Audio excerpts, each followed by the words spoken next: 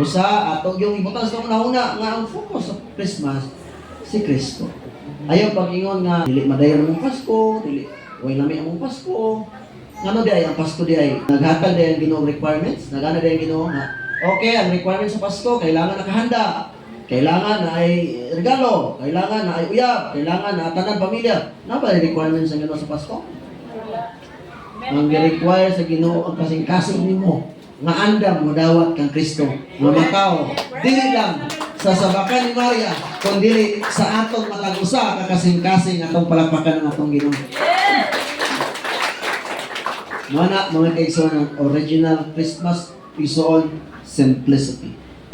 Kung nakaikahatag maayo kay na, kung nakaikanda maayo kayo na. Kung na may Pasko ito morning number 1 kay ang tanan nakasala man. Kung wala pa lang makasala ang tao, walay Christmas. Ikaw ba lo magitaon sa purpose sa Christmas nga ano katao si Kristo?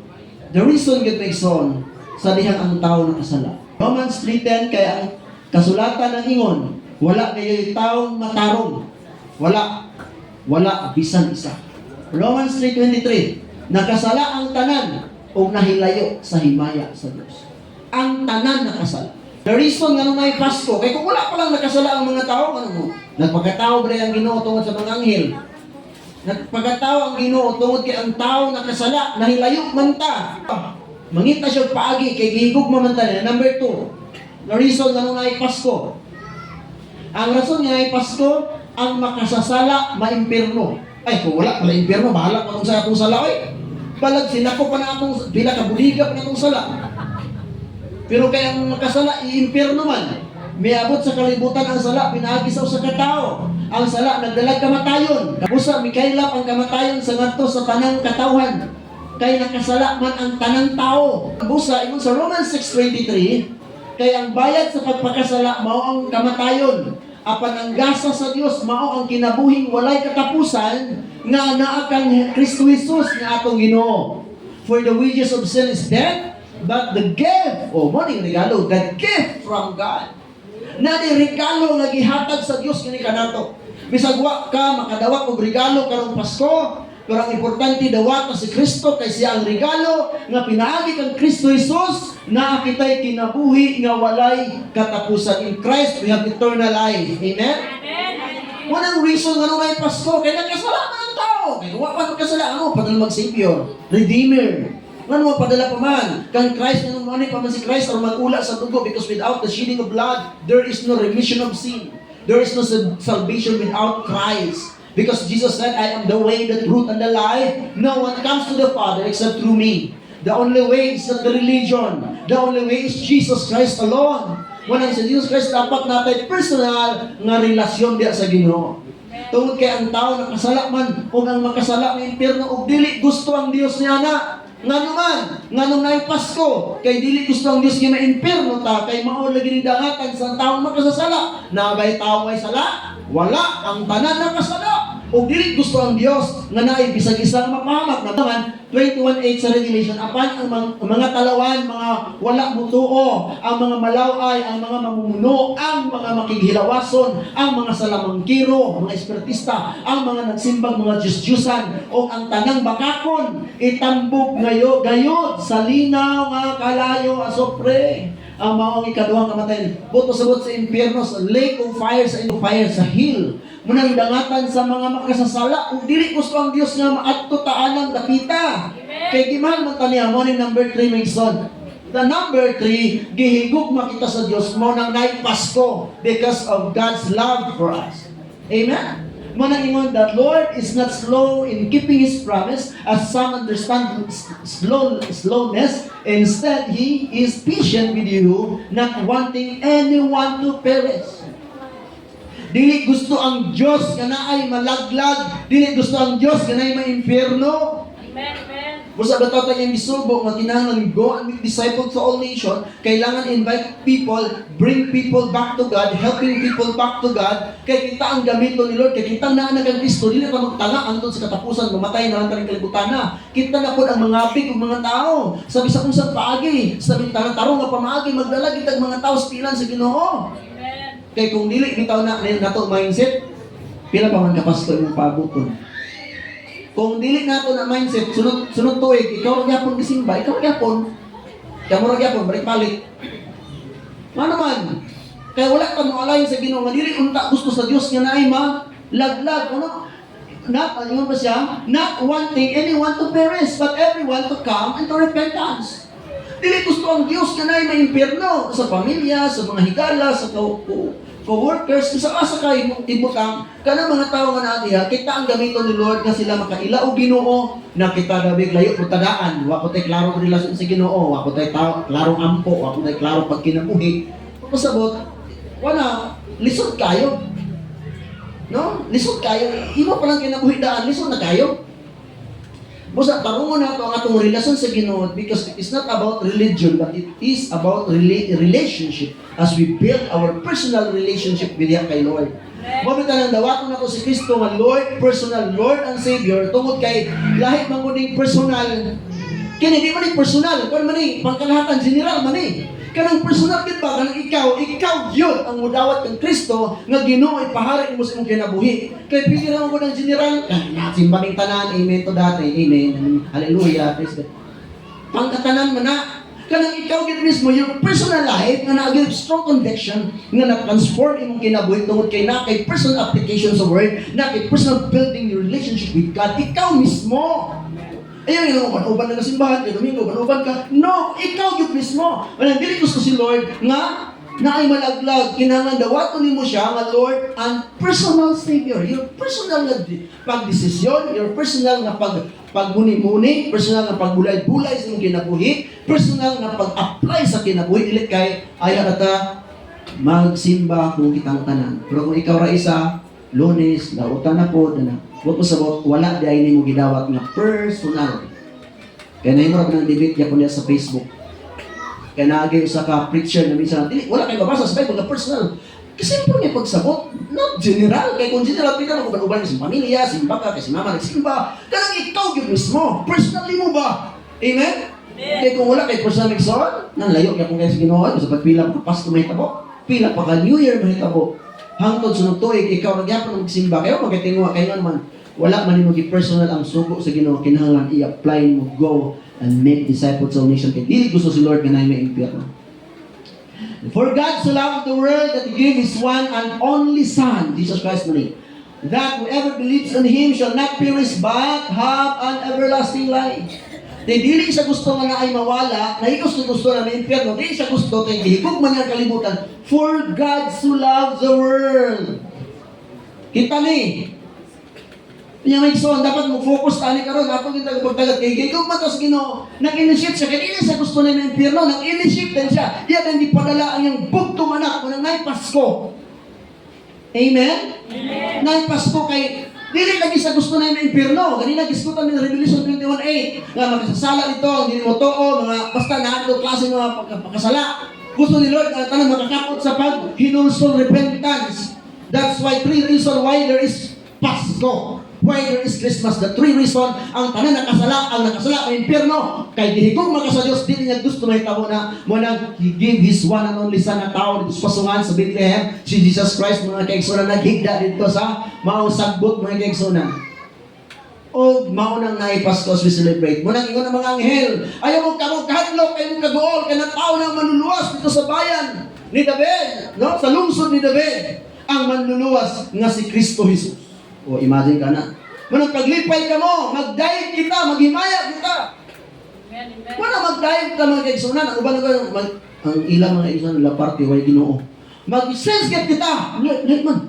Sila dito kayo naman ang mga anghel nga mag-dive kita, mag-worship kita, magsimba. Kung basahin mo ang kasulatan, Luke chapter 2, verse 11. Nag-dive sila. Kaya natawang Ginoo ng mga anghel mismo, multitudes of angels, grabe. Pormiro, unang anghel nag-adto dito sa shepherd, nag-istorya, natawang bata, unya dahil na manuluwas, pagkataw-taw, diabot ang daghang mga anghel. Ang mga anghel, mga igsunan, nisagad sila, nagputi kayo sila. Dito nagpalibot sila, nag-dive sa Diyos. Nag-dive kauban sa mga shepherds. Muna mga igsunan, bisag bubri ka pa, kaya ang shepherd, mga igsunan, munang pinaka-low class na tao sa unang panahon. Ang shepherd, mga igsunan, munang mga reject people, mga outcast, mga low class, ito mga tao, mga igsunan nga, dili mga middle class. Pero, bisag pobre pa ka, nagpasabot nga, pwede ra kay ka, musimbas Ginoo. Kaya wala yung requirements ito sa mga dato lang. Kung mga dato pa, dito ta sa Jesus Christ, di pa anak, dito ta sa mga presyong iskriba, mga gahit kayo, mga basta-basta, mga masters of the law, teachers of the law. Pero may isa ang Ginoo na tao ito sa pasungan. Kaya nga naman, ni-level siya dito sa mga kinakausan.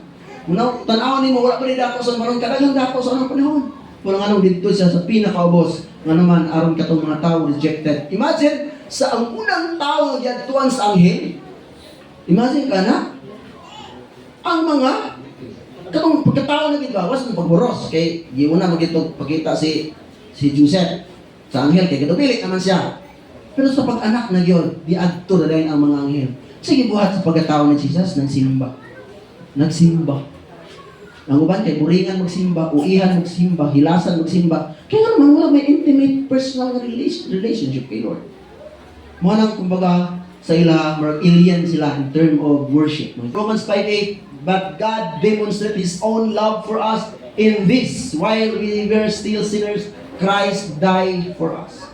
Dili lang pagpakatao yung pag-demonstrate, okay na, ano yung problema? Dili, appeal sa iyang kamatayon. Bisan sa iyang kamatayon, i-demonstrate niyang yung gugma nga ni kanato. Sa ato ang iksanan, aya na ba ta mag-demonstrate sa itong gugma kung naitay kwarta? Kung naglisod na ta, di na ta mag-demonstrate sa itong gugma? Or aya na ba ta mag-demonstrate kung naglisod na ta? Ang naglisod naman, aya na rin mo doon sa Ginoo. Na mga nana mga tao.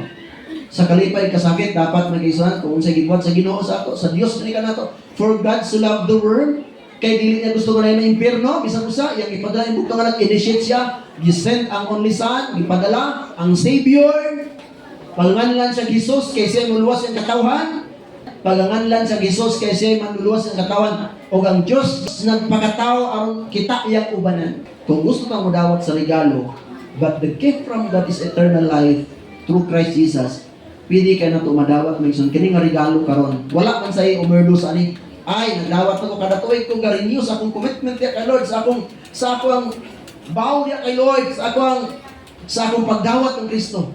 Nag-renew na ako ng akong pagdawat ng Kristo. Pwede niyo i-renew karon no? If you declare with your mouth Jesus is Lord and believe in your heart that God raised Him from the dead, you will be saved. You will be saved. Kung saan imong baton, if you declare your mouth, imong isulti daw sa imong bakbak karon. Amen.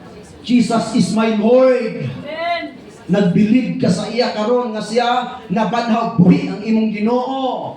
Then believe in your heart that God raised Him from the dead, you will be saved. For it is with your heart that you believe and are justified, and it is with your mouth that you profess your faith and are saved.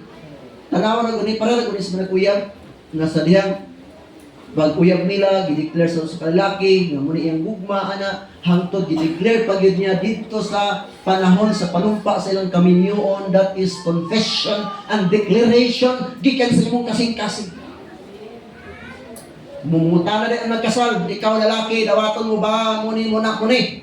Mo confess na po ka, for better and for worse.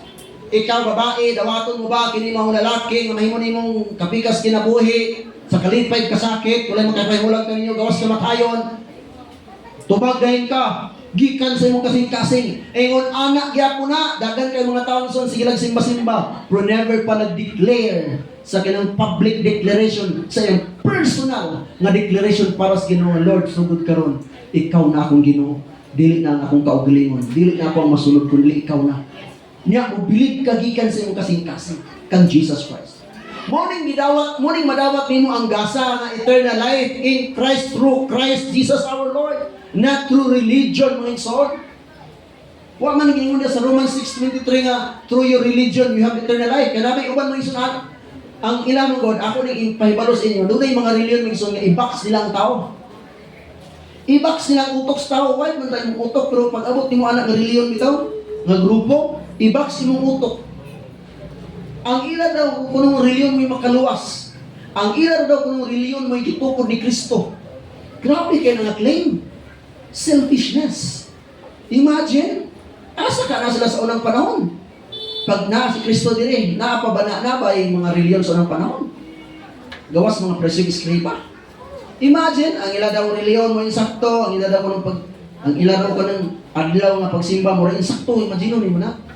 Samantalang ang Romans chapter 6 verse 23, for the wages of sin is death, the death of Christ, ang bayad sa itong mga sala, ang bayad sa itong mga sala, kamatayon. Kita mismo, pero gibayran sa Ginoo ang atong mga sala. Dayon, o ang gasa nga mao ang kinabuhing dayon nga naa diha ang Kristo Jesus nga atong Ginoo. Buto sa ang eternal life ay wala sa reliyon, wala sa INC, wala sa isang grupo sa simbahan. Wala, naa kang Jesus Christ ang eternal life. But the gift from God is eternal life through, halika rin itong verse, through Christ Jesus. So tanaw na ito ni. Wala man rin si Jesus Christ niya. Through this religion. Tanaw na ito. Kay ang bayad sa pagpakasala mao ang kamatayon. Apan ang gasa sa Dios mao ang kinabuhing walay katapusan nga naa kang Kristo Jesus na atong Ginoo. Amen. Amen. Mao na ang mga tao loyal kay silang reliyon, grabe kay mo diha pud sila magpakamatay. Pero kumusta ka ang ilang personal nga relasyon diha sa Ginoo? Dili ko mo to ang usa ka tawo na anay personal relasyon sa Ginoo kung mismo yang kinabuhi wala pa na total surrender diha kay Lord. No? Si Jesus Christ mga kaigsonan sa dihang kunsad siya sa matris ni Maria. May di pakatawo siya. Pwede mahimo kang Maria karon nga pwede ba ang Holy Spirit? Kay kang ang pagsabak biya ni Maria kay sa lalang biya sa espiritu. Pwede karon sa imong kasing-kasing. Pero kung dili ni mahitabo sa imong kasing-kasing, pila pa ka Pasko na kayo. Nailan bagay kayo ng mga tao wa ilaw ng relasyon sa Ginoo. Taphaw. Layo. Dili kay sa sensitive. Unang malipay ko sa tao, ganahan mo ampo, ganahan mo basag Bible, ganahan. Para ka Manny Pacquiao, kanina video, katong video, testimony ni Manny Pacquiao. No, grabe kayo siya mag-convince sa Word of God. Kaya ba influence ko din? Gino nimo ha, ang Facebook pa lang daan, grabe influence sa atong utok. Grabe kayo, gibombard ka perminti, i-download perminti sa ato, makita, madungog na ito everyday, 24/7. Bilaran pa na, downloading kanunay sa atong una-una. Samantala ang verse, ang word of God, ang pulong sa Ginoo, ang mga awit kaya sa Ginoo wala. Manang kasagara, mas memorize pa nato ning mga kanunay i-bombard sa Facebook ng mga kanta. Compare sa mga kanta nga ikahimaya sa Dios. Manang right now igsoon, atong i-confess sa akong bakba. Pwede karon kita tanan mag-renew ta sa atong commitment with igsoon. Pasko man unya. We celebrate Christmas. Pwede ba manindog ta yan? Concentrate po ta kadali. Dili pa ni prevalente sa kong kinabuhi. Dili kaya ta concentrate kung may sakit, balatian, makatalagman, madisgrasya, ayaw ta focus, di ta maulaw singgit at banay tabang.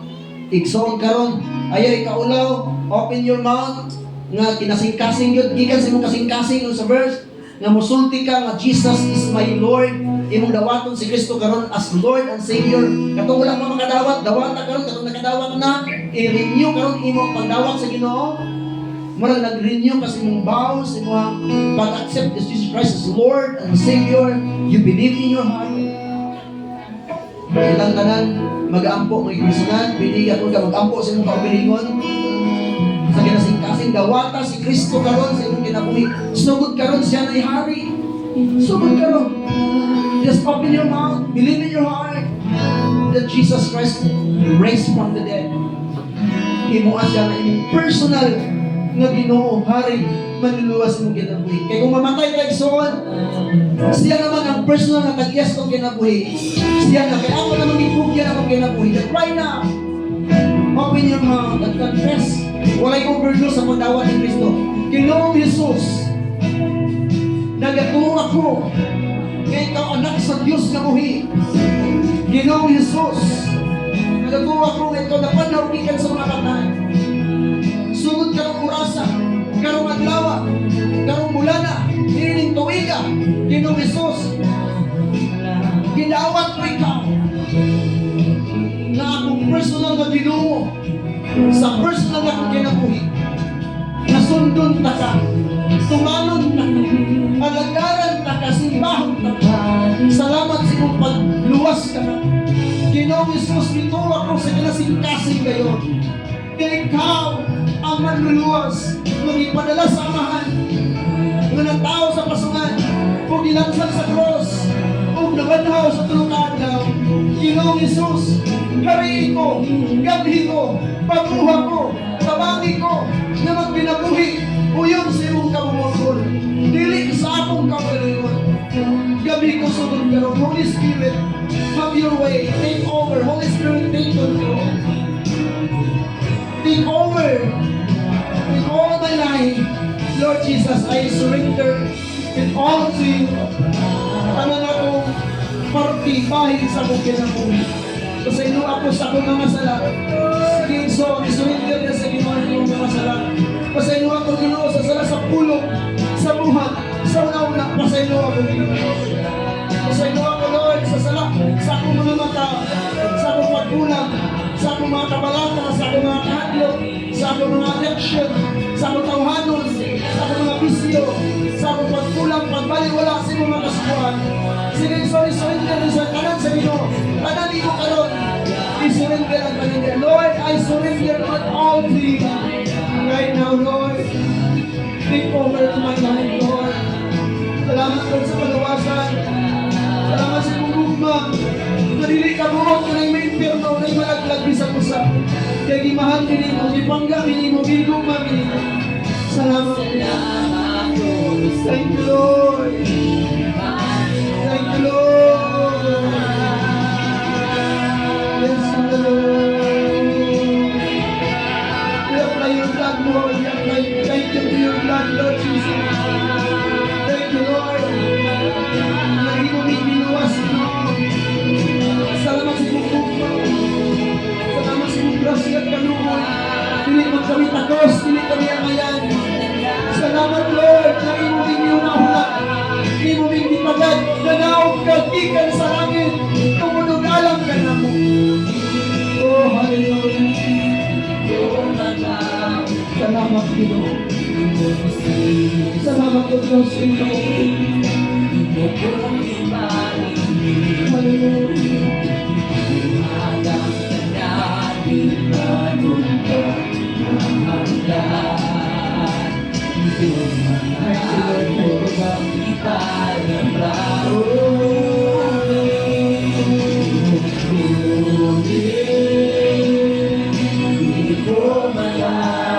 Just worship the Lord your God. And your whole heart to Him. Worship Him.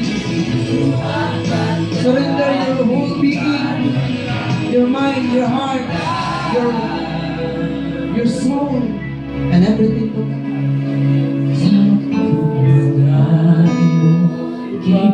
Salamat sa inyo. Thank you, Lord, for your touch the heart of your people right now. I pray, Lord, minister to everyone. Bless everyone. Empower everyone, Lord. Touch the heart. Lord, salamat, Ginoo. Nag-renew ang matag-usap karon sa ilang pagdawat kanimo. Girenew nila ilang commitment, ilang vow. Lord, girenew nila, Ginoo, ang ilang gugma diha kanimo. Ilang commitment. Kung ito mga bago pa lang nilawat kanimo karon, Lord, minister to them. Touch them. Empower them. Thank you, Lord. Thank you, Jesus. Atong palakpakan si Lord ng Biblia. Hallelujah. Thank you, God. Thank you, Lord. Salamat, Ginoo, sa imong paggamay. Salamat sa imong mga pulong karon. Nga ang rason na nanay pastor. Tungod kaya ang tanan nakasala. O ang tanan na nakasala na muadtog sa impyerno. Apan, Lord, naghimo kang paagi. Aron ma-rescue ay imong katawan kay imong gihigugma imong katawan. Salamat, Lord. Di kung wala ka nag-initiate, Lord, dili na mo kaya makabot ang langit, dili na mo kaya matog langit, kung dili pinagi ka nimo kay ikaw lang ang dalan ka matuoran kang kinabuhi. Thank you, Lord, for your blood. Thank you, Lord, for everything you have done in our lives. And Lord, bless this church, bless this ministry, bless every family, I pray. Even sa nasa online, bless them, Lord, I pray. Nag-isang naman Ginoo karong next Sunday, ang tanan, may usa, o ba ng kalipay. We give you glory, Father, in Jesus' mighty name.